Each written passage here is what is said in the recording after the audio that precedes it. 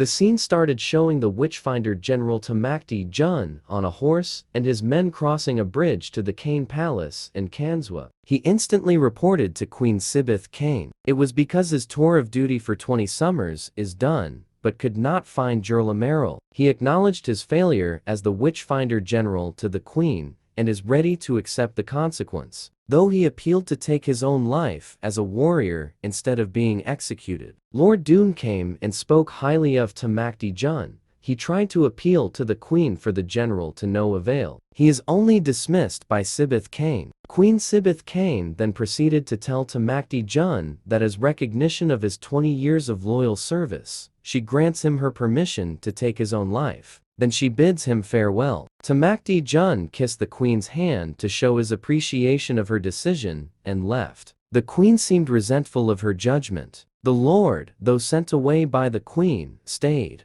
The Queen asked him why he is still there. He just answered, "You could have just ordered him to live." The Queen reasoned that Tamakti Jun understands the nature of his failure better than the Lord do. Then the Queen suddenly became hysterical. She said that the failure of finding Jorlameril will be a great loss to the Payan kingdom. The scene shifted to Hanua with Baba Voss in the forest. They seem to be hunting turkeys. Hanua lets Baba Voss touch the bow and arrow that she made, which she learned to make from the books. Then she shoot the turkey using it. She told Baba Voss that she can hunt every day and can even get a deer using her bow and arrow. Then she mentioned to her father all the interesting things that she read from the books, that she could make more powerful weapons than the bow and arrow and could kill hundreds in an hour. She also mentioned about bombs that could blow up whole cities while picking up the turkey.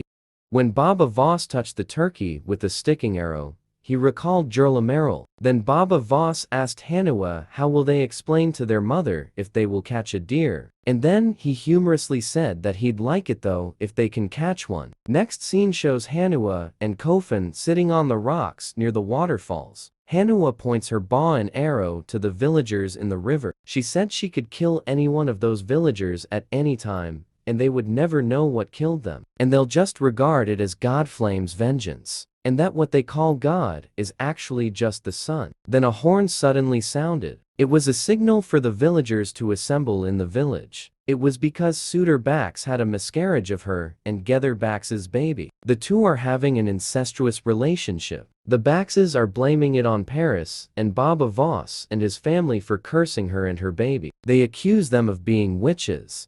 Paris and the priestess, Dreamer, dismiss the accusations. They blame it to another superstitious belief of blood thickening of the tribespeople due to being secluded from another tribe for a long time. Hanua, on the other hand, who has learned much from reading books, whispered to Kofun that it is simple genetics and inbreeding. Priestess Dreamer continued her suggestion that they need fresh blood in the tribe, that they need to share themselves and be shared to other tribespeople by going to festivals. Baba Voss does not agree to the idea. He said that they are hunted out there, and they are safe in the valley. He also added that it would be smarter to choose partners in the tribe, hinting to Gether Bax having a relationship to his suitor. The priestess argued that the need is deep. Baba Voss stood up to his argument and left. Then the priestess, Baba Voss with Paris and Magra had a private meeting. They continued the argument.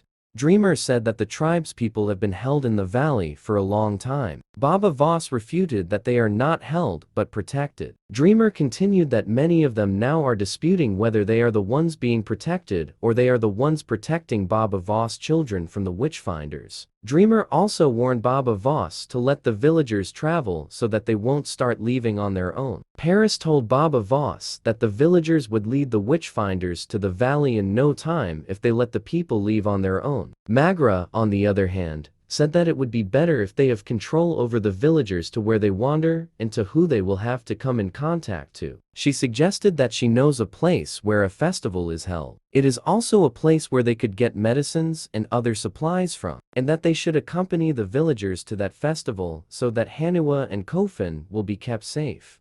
Meanwhile, Queen Sibith Kane is anxiously awaiting Tamakti Jun's taking of his own life. Tamakti Jun is climbing up the stairs to be closer to the god flame to offer himself as a sacrifice. Then news suddenly arrived from the Sungrave. It was one of the messages in a bottle made by Gether Bax, and was found by a girl washing in the river. Tamakti Jun is getting ready. He prayed to the god flame to take his spark and let it rise to meet the god. He is about to jump when he heard the queen's handbells. It is indeed Queen Sibith Kane telling Tamakti Jun that his job is not yet over. Then she cried like a mournful fool. Baba Voss and Magra are getting ready to go to the festival. Hanua and Kofun are appealing to let them go with them. Hanua asked why someone else younger than them can go while they can't. Baba Voss answered that they are not yet old enough to spread their seeds. It disgusted Hanua. She said that why would she want a blind man to seed her? This caught Magra's attention. She asked Hanua why would she speak that way. Hanua asked an apology. Magra then told them that because she loved them all and that they love her, she ignored the voices in her head because she knows that they would not lie to her. When Magra went out, Baba Voss whispered to Hanua that she may have just been born with an ability to see by accident, that she should not think of herself as being superior to others that can't see. He also told her to keep what she learns from the books to herself, because sometimes the words in those books are wicked. Baba Voss reminded the villagers that they call themselves as the people of the waterfalls now, and that they should not speak of the past. Then they started their journey. Magra is calmly humming a song while walking along the river. The other tribespeople are following their lead. Not far away, Hanua and Kofun are secretly following them. They seem to be excited to travel away from the valley for the first time. Hanua said to Kofun that they are going to see the world. Magra seemed to sense something but choose to ignore it. While traveling, Hanua and Kofun are amazed of what they have seen. They have mistaken an amusement park for a spaceship's launching pad. It is there where the festival is held. They could see many vendors selling their merchandise in the absence of light. Hanua and Kofun are keenly observing the surroundings. Then they heard a priest preaching about the god flame. It caught their attention. The priest said that they brought witches to burn at the stakes. This also alarmed Baba Voss, Paris, and Magra. Paris whispered that the witch-finders are there. Magra disagrees. She said it's something different. Hanua noticed that the accused were also blind, that they will burn for nothing. Then they burned the victims. Hanua was about to shout and draw attention to them when Kofun stopped her and covered her mouth. Magra is terrified of what happened. Paris then uttered that the witch-finders may have missed them, but their messages have traveled. They have now their disciples. Kofun could not bear what he has witnessed. He walked away from that place. He found a rusted car along the path and rested there. The attendees started the festival. Hanua is keenly observing them. They grabbed whoever they can reach. Kofun, on the other hand, does not notice that a group of men are silently and carefully stalking his direction. He stood up when seeing someone in front, but failed to notice those that are behind him. He tried to shout for help but is subdued and silenced by someone from behind. The festival went on. The slavers' leader checked Kofun. He said that Kofun is strong, young, and healthy. He is a good catch. The next day came. Hanua is awoken by someone calling out a family member. The calls turned to cries and wails when they realized that their family members were missing. Hanua hurriedly woke Baba Voss and Magra up. Magra asked about Kofun. Hanua told them that she thinks Kofun has been taken by slavers. Kofun is indeed held by slavers. He walked among other catch, hands bound and muffled. He noticed an injured girl in front of him and stopped. It caught the attention of the slavers. He told the slavers' leader that the girl in front is hurt and tripping and that it also makes him trip. He also told him that she's bleeding. This made the slavers' leader more interested in him and asked how did he know. He pretended to be a sentier and that he can smell the blood and that the girl is limping. The slavers' leader told him that it's not the foot that the customers are interested in. He also said that Kofun will have a good price. Then they continued walking. Hanua pointed where the slavers are possibly going to through smokes that she can see in the area. Paris is about to gather other warriors, but Baba Voss stopped her. He said there's not enough time and few men will come. They started pursuing the slavers. Kofun continued walking along with others of the slavers' catch. The slavers seemed to know the place they're walking through very much. They even have sentinels standing along the path guarding it. Baba Voss and company found one of the slavers' resting areas. There's something smoking and Baba Voss told them that the slavers were there. Hanua noticed a message written on a car door by Kofin. She's about to tell her parents about it, but finding it hard how to, considering Magra will know their secrets. Magra asked about the message.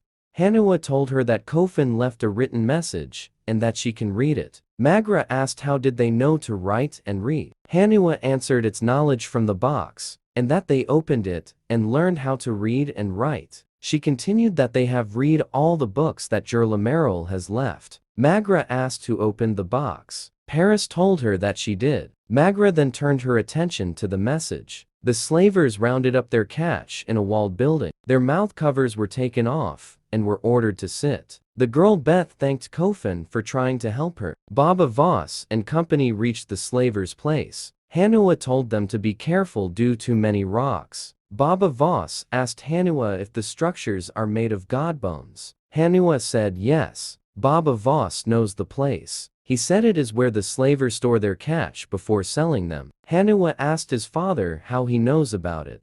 Baba Voss told them that he knows the place because his father was a slaver, including his grandfather, and for a time, so was he. He continued that he was raised to chain, to whip, to beat, and sell innocent people. His father taught him how to torture them. He then said that he buried that part of him deep in a hole. But now, he must do something he swore he never have to do. Hanua asked what? Baba Voss answered waking that part of him up. Hanua offered to go with him. Baba Voss won't let her. He does not want her to see what his father will become. Baba Voss promised to get Kofin back as he went on his way. He then prepared himself for the battle that is about to happen. Baba Voss stalked one of the sentinels guarding the path. He then brought him along with him inside the building with the sheathed sword in his mouth. Kofin has seen him and uttered a signal. The slavers' leader held Kofin. Baba Voss heard the signal and proceeded to behead the sentinel by slicing his sword through his mouth. The slavers' leader heard a thud, but still does not know what is happening. Baba Voss throws some stones. This alarmed the slavers. Baba Voss then started attacking them one after the other, expertly swinging his sword and its metal sheath to nearby enemies with great precision. He then let it slide through the floor in a graceful manner that seemed like part of a ritual before putting it back to its sheath. Baba Voss then told Kofin to close his eyes. Kofin complied. Baba Voss awaits the enemies to come near him as they stalk him. He then attacked with great agility and expertise that made the sword fight look like a dance. His masterful unsheathing and resheathing of his sword while attacking and delivering fatal blows is an art of its own. He also expertly avoided enemy blows and returned deadly counterattacks. He baited an enemy with his fellow slaver and pounced to his catch like a hungry lion. He again baited another one with the sound of his sword, and took him out with a headshot using a metal sheath. He then took out a big man from his miseries through accurate hits on his neck. Baba Voss then licked his blood-soaked sword and swings it hard that the blood hits the face of his enemy. This seemed his signature move back then, that made his enemy know who he is. He again baited his enemy by sliding his sword, but this time he missed. Kofin could not stop himself from warning his father. This made the slavers' leader know that he is Baba Voss' son, but when Baba Voss run to attack, the enemy complied. He defeated him with one swift sliding blow, and when the enemy could no longer move due to his injury, he let him eat his sword, but forcefully take it out right after. An enemy pretending to be dead tried to attack him, but an arrow zipped through to his neck.